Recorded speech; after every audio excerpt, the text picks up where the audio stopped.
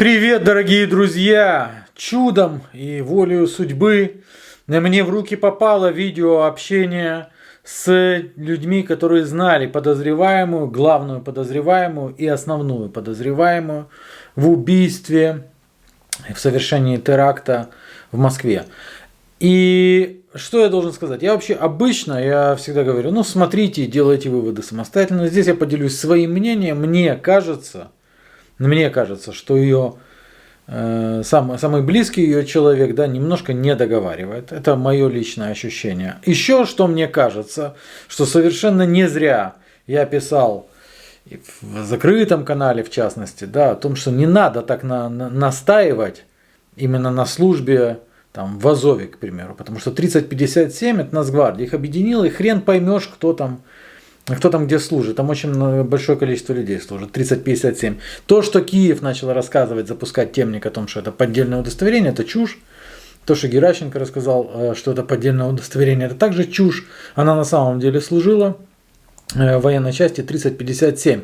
Но тем, что они запускают эту чушь, по моему личному убеждению, они все больше и больше расписываются в том, что таки они имеют прямое отношение, непосредственное.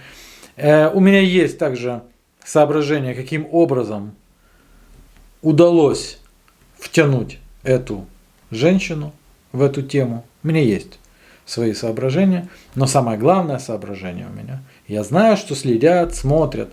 Я обращаюсь к ней. Ее публичность, ее сдача, скорее всего, если Российская Федерация, там сейчас Следственный комитет что думает, мы будем отправлять запрос, это должно было быть сделано еще вчера, мне так кажется, в Интерпол. Ее лучше всего, мне кажется, для нее, это просто найти первого европейского полицейского и сдаться. Все, смотрите. Она тут ездила просто, постоянно так видели ее, а так особо про нее, я с ней лично не знаком. Такая видная, губы надутые. Она жила вот здесь у нас на районе, жила на районе здесь. Машину я видел, она ездила. Отца знаю, что у него станция Bosch была, это его дочь.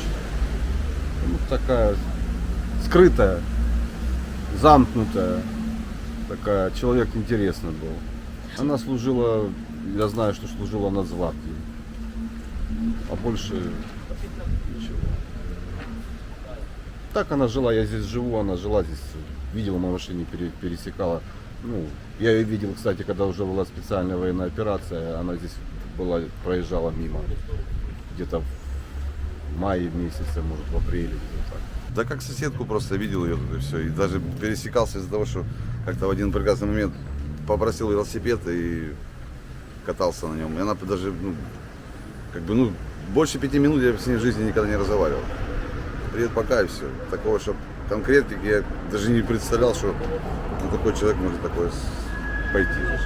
Честно говоря, когда увидел в новостях это, я был шокирован. Буквально месяц назад где-то я видел, здесь каталась, еще даже просила найти плазменный телевизор, если так кто продает такое. Вела обычный образ жизни. Она жила у нас здесь на районе, на 24-м квартале. Могу сказать, что человек очень скрытный и загадочный. Потому то, что она сделала, это неудивительно. Она очень была такая, можно сказать, с головой не совсем в порядке. Она скрытная была. И то, что она натворила, это неудивительно для нас, для всех. Поэтому люди просто не хотят особенно общаться, потому что боятся. Шебутная, нормальная, чтобы на такое. Я вчера просто в шоке был. Она моталась то туда, то сюда, она как ягоза. Она в 5 часов утра уже и до войны уже куда-то куда-то едет, что-то там. Такая. Я, насколько знаю, она вообще там писарем при штабе была. Какой Азов? Я вчера по 112 по РЕН-ТВ посмотрел в Азове. ВСУшница, она, грубо говоря, при штабе писарем постоянно там. Она в спортзал ходила, допустим, постоянно в спортзале была. Служила ВСУшницей. Почему она приехала в Украину, что нормально, говорит, что у меня, говорит, грешков никаких, ничем не боятся. Она здесь спокойно ездила, там туда-сюда, не первый раз выезжала. У нее там травма была. Вот. Я не знаю, как чего, но ей так прилично подмогли. Вот с этим делом. У нее там пластину в голову вшивали. Нет, это, грубо говоря, домашняя. В последнее время как бы она вот... Привет. Как бы она вот... Да, вот тут она одно говорит, тут другое. Вот я вот думаю, что не сыграл ли кто-то с ней злую шутку, что вот так вот по голове и проехались по ушам, грубо говоря, а она... Мало ли.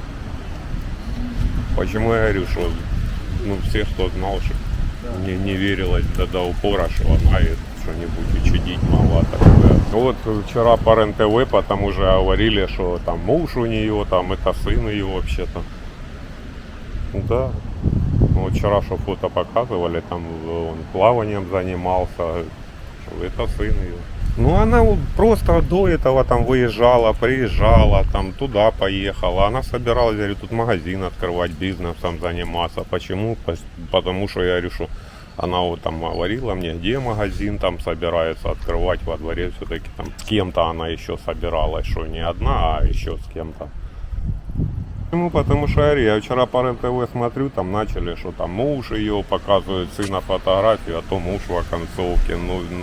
Я тоже читала по интернету и хочу сказать, как ошибка в том, что она не Шабан на данное время, как и в том, что она в Азове не была. Это вообще сущая неправда. Это такая неправда. И почему это дальше все идет, и потом начинается движение на родителей и все остальное. На сына, на нашего уже тоже идет интернет. Мы что-то случилось, мы пережили в Мариуполе эту беду. Говорите, что вы хотите. Ее дети Шабан, ее муж, с которым она разошлась, Шабан. А она сейчас взяла фамилию после развода нашу, Вов. Она Вов Наталья Павловна, так же как... А на удостоверении, на котором написано в Азове, это неправда. Неправда. Она разошлась с мужем. У нее 2 детей. И она пошла там, где хорошо платят. Она работала в спортивном комплексе администратором, была на хорошем счету. Когда это передали в бюджет города, она поневоле начала искать себе работу. Там прошло большое сокращение. Там работала, может, даже где-то год-полтора вообще.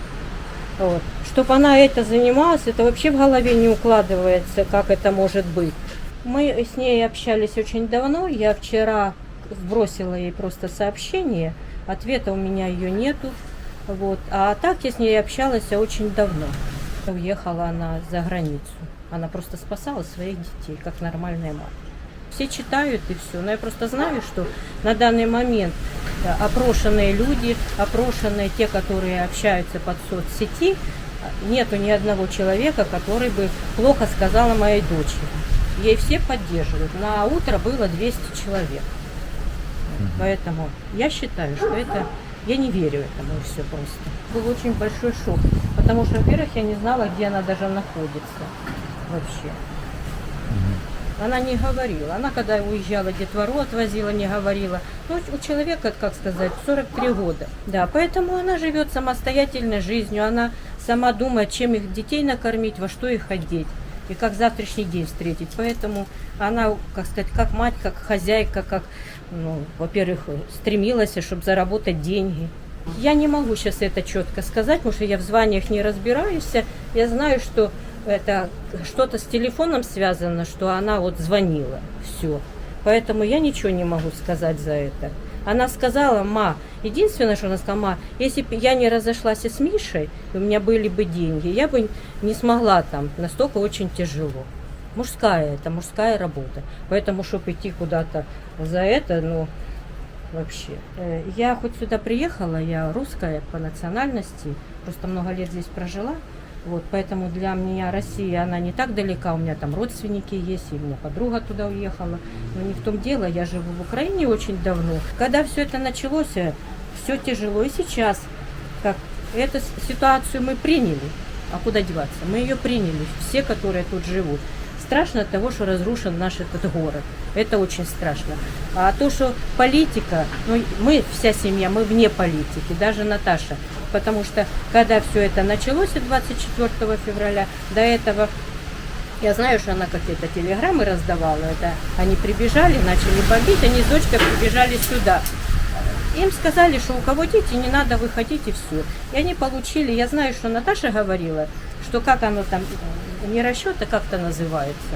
Она это прошла. И она захватила детей, и она бы поехала. Она же бы не выехала, если бы у нее были какие-то обязанности перед Украиной, я считаю. Она же даже когда детей вывезла за границу в начале войны, ну не в начале, а уже когда тут у нас страсти были страшные, это где-то в 20-х числах марта, она даже это не говорила, потому что это получилось, все это быстро. Она уже звонила с Испании, я еще на нее обиделась и сказала, разговаривай с братом. Ее машина, ее номера, все, ДНРовские номера я не видела. Я не видела, но она когда проходила фильтрацию, брала пропуска, может, она тогда и номера брала. Я не видела эту машину с этими номерами. А то, что вот ее семерки, это ее машина. Я не знаю, я знаю, что из этого она его забирала, и поэтому они уехали за границу. То есть она мать, которая спасает своих детей. Ему было 20 лет уже. Вот. Он у нас пловец, он на хорошем счету, он учился хорошо, в техникуме учился, он в мореходку поступил на заочное, плавал за Мариуполь, тут он весь в этих наградах, и все, он такой парень, вот такой современный, в хорошем смысле слова. Таких ребят сейчас очень мало. Я знаю, что она с Наташей, а где он, нет. Вот я только что заходила в телеграмму, хотела узнать, где Данечка, или отключенная, или просто у нас нету интернета в доме, там не было связи у меня. Вот, поэтому на данный момент так. Я тоже за него переживаю, если он где-то один, а он один. Поэтому тоже душа болит за внука, тем более я говорю, что я им горжусь просто этим. И прятались в подвалах. И потом вот получается, она звонит уже с Испании. Когда эта информация идет, что показывают, как можно подделать эти удостоверения. Потом, когда пишут, что она приехала туда блондинка, а там уже была, перекрасилась в черное. Но я, извините, от этого в шоке. Вот если бы я была сейчас не покрашенная, как любая женщина, она знает, волосы под низом черные. Сверху идут у нее белые волосы. Когда она распущенная, у нее белые, а там, где она подходит к дому, у нее подогнуто, здесь хвостик. Вот. И тут, естественно, черное. Вот у меня тоже так же, когда не накрашена. Тут черное, а тут белый хвост. И уже когда это случилось по телевидению, все это пошло, я побежала к сыну, плачу, говорю, Саша, об нашей Наташе такое говорят, что она в Эстонии. Он говорит, да, она в Эстонии. Я даже этого не знала, я вам говорю серьезно. Ну, у меня же телефон, люди могут проверить. Я вчера ей писала сообщение, убирала. Вот. А сегодня я все-таки ей написала сообщение, что я ей верю, что это все неправда. Она же была везде, я не знаю, в Австрии была она или нет, но она объехала там не одну Францию, и в Испании, и Франции, я знаю, что. Вот. Я знаю, что приехала она домой из Франции.